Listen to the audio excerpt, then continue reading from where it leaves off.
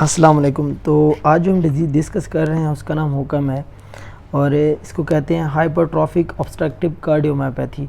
Cardiomyopathy इसमें से सबसे ज़्यादा इम्पोर्टेंट है। अब इसके अंदर होता क्या है कि जो हमारे डायस्टोलिक फीलिंग है वो सही नहीं हो पाती, मतलब जो हमारा दिल है, मतलब जो लेफ़्ट वेंट्रिकल है उसके अंदर जो खून होता है वो प्रॉपर तरीके से फील नहीं होता, वो भरता नहीं है। उसकी वजह से कार्डिक आउटपुट भी कम हो जाता है, जिसकी वजह से हमें हाइपोटेंशन होती है। जब हमारा कार्डिक आउटपुट कम होता है तो उसके बाद जो कॉम्प्लिकेशंस आती हैं, उसके बाद ये होता है कि इसके अंदर जो हाइपरट्रॉफी होती है वो कुछ इस तरह की होती है कि जो हमारा लेफ़्ट वेंट्रिकल होता है उसके अंदर की तरफ हाइपरट्रॉफी हो जाए। अब दूसरी हाइपरट्रॉफी में क्या होता है कि वो बाहर की तरफ होती है, जैसे ये इसके अंदर इस तरह होने लग जाएगी हाइपरट्रॉफी, और ये इससे क्या होगा कि जो हमारा जो एओर्टिक वाल है वो भी बंद हो जाएगा और इधर से माइट्रल वाल को भी ये डैमेज करेगा। तो ये ऐसे फोल्ड बन जाएंगे फ्लैप से, और ये क्या कर देंगे कि जो हमारा एओर्टिक वाल है उसको भी बंद कर देंगे, जिसकी वजह से एओर्टिक फ्लो ऑब्स्ट्रक्शन हो जाएगी, जिसकी वजह से जो टोटल पेरिफेरल रेजिस्टेंस है या मतलब जो कार्डिक आउटपुट है पेरिफेरी में वो कम हो जाएगा, जिसकी वजह से डिफरेंट किस्म की फाइंडिंग्स आएंगी। तो ये जो हाइपरट्रॉफी होती है इसमें ख़ास फीचर ये है कि अंदर की तरफ होती है, और बाकी जो नॉर्मल हाइपरट्रॉफी होती है उसमें दिल का जो साइज़ होता है बाहर से बढ़ता है वेंट्रिकल का, लेकिन इसका अंदर से बढ़ा है। तो इसका जो है ल्यूमन कम हो जाएगा, जिसकी वजह से इधर खून पूरा नहीं आ पाएगा, मतलब फीलिंग लेफ़्ट वेंट्रिकल की सही नहीं होगी, तो इसके अंदर कम खून आएगा, जिसकी वजह से ये जो हार्ट है अंदर से ये सख्त हो जाएगा। ये वेंट्रिकल जो हमारा है काफ़ी मोटा हो जाएगा और सख्त हो जाएगा। इसकी वजह से इसकी जो कंट्रक्शन होगी वो हाइपर कंट्रैक्टिंग हार्ट होगा, क्योंकि वो काफ़ी सख्त किस्म की हाइपर, मतलब ये इसका अंदर से काफ़ी मसल मजबूत हो जाएगा। इसकी वजह से इसकी कंट्रक्शन होगी सही ज़ोर से होगी, हाइपर कंट्रैक्टिंग हार्ट इसे में बोलते हैं। तो मेन यही होता है हाइपर हुक्म के अंदर कि इसकी जो हाइपरट्रॉफी होती है वो अंदर की तरफ होती है, और जो हमारा लेफ़्ट वेंट्रिकल है ये काफ़ी मोटा हो जाता है अंदर से, और इसकी वजह से इसकी कंट्रक्शन काफ़ी ज़्यादा तेज़ हो जाती है। इसके अंदर ल्यूमन छोटा हो जाएगा, ब्लड कम आ जाएगा, जिसकी वजह से आगे ब्लड कम जाएगा, कार्डिक आउटपुट भी कम होगी। तो अब इसका देखते हैं इटियोलॉजी में, तो यही है कि ये मोर देन 60% जो है फीमेल है, मतलब फैमिलीज़ के अंदर रन करता है, और जेनेटिक डिसऑर्डर इसके अंदर कुछ 100 से ज़्यादा मायोकार्डियल प्रोटीन है, जिसमें से 4 प्रोटीन्स हैं वो इसके अंदर अफेक्ट होती हैं, जिसमें मायोसिन बाइंडिंग प्रोटीन है, मायोसिन हैवी चेन है, और अल्फ़ा ट्रोपोमायोसिन है, और साथ में कार्डिक ट्रोपोनिन है। 4 प्रोटीन्स हैं ये होती है मेन।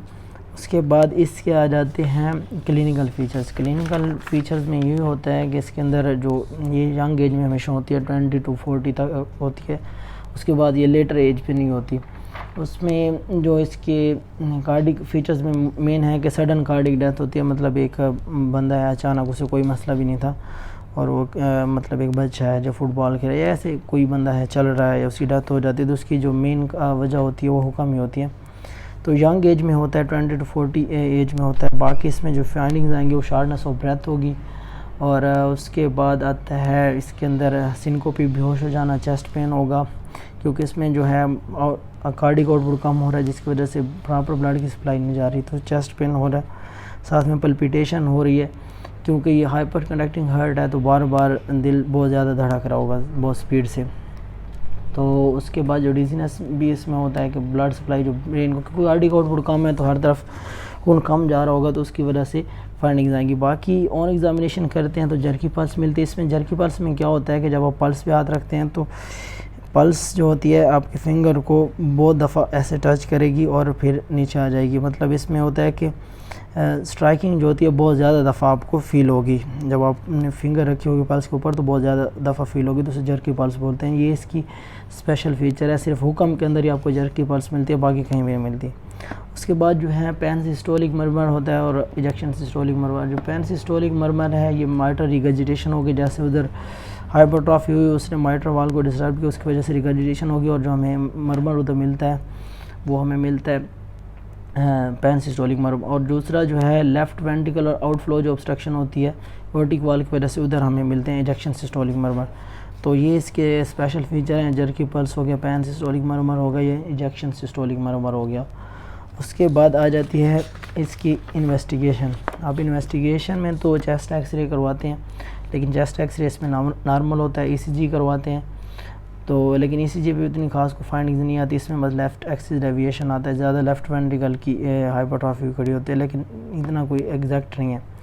उसके बाद ज़्यादा इको जो इन्वेस्टिगेशन ऑफ चॉइस है, ये जो टेस्ट है जिसे दिल का अल्ट्रासाउंड बोलते हैं, तो ये इन्वेस्टिगेशन चॉइस मेन है हमारे पास ही को। उसके बाद आ जाता है इसकी कॉम्प्लिकेशन में, तो ये है कि हार्ट फेलियर भी हो सकता है, इसमें हो सकता है स्ट्रोक हो सकता है, क्योंकि कार्डियक सप्लाई जो है वो कम हुई खड़ी है, जिसकी वजह से डिफरेंट किस्म की फाइंडिंग्स आएंगी, क्योंकि खून नहीं जा रहा पूरे बॉडी में, तो उसकी वजह से स्ट्रोक भी हो सकता है, CCF हो जाए, कंजस्टिव कार्डियक फेलियर, क्योंकि इसका अल्टीमेट रिजल्ट ये है कि हुक्म के बाद CCF होता ही होता है।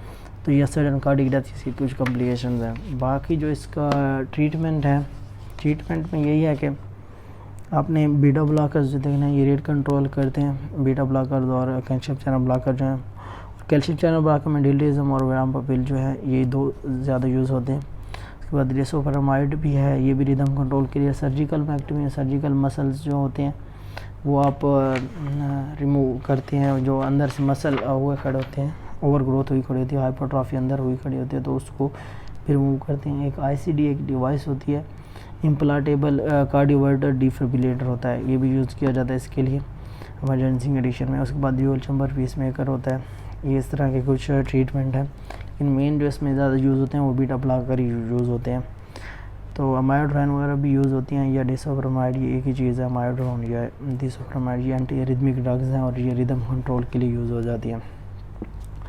उसके बाद आ जाते हैं कंट्राइंडिकेटेड, इनके अंदर कौन कौन सी ड्रग आपने नहीं देनी, जैसे डिजिटैलस है, या फिर डायूरेटिक्स हो गया, वैसोडिलेटर, क्योंकि ये डायूरेटिक हाइपोवोलेमिया कराते हैं। डिजिटैलस जो है इसका भी यही है कि ये इसके अंदर टैकीकार्डिया वगैरह करा देता है, तो ये कंडक्टिविटी इंक्रीज़ कराता है, तो वो चीज़ें नहीं देनी जो मसला करें प्री लोड में, जो इसका जो है प्री लोड बढ़ाएं, प्री लोड कम करें, या फिर ये है कि आफ्टर लोड काम करें, तो वो हमने चीज़ें नहीं दी, जैसे वाइब्रेटर हो गया, एक्सरसाइज वगैरह नहीं करनी, डिजॉक्सिन हो गया, डोपामिन, डोब्यूटामिन, तो ये कुछ कंट्राइंडिकेटेड हैं जो कि इसके अंदर आपने नहीं देने बिल्कुल भी हुक्म के अंदर।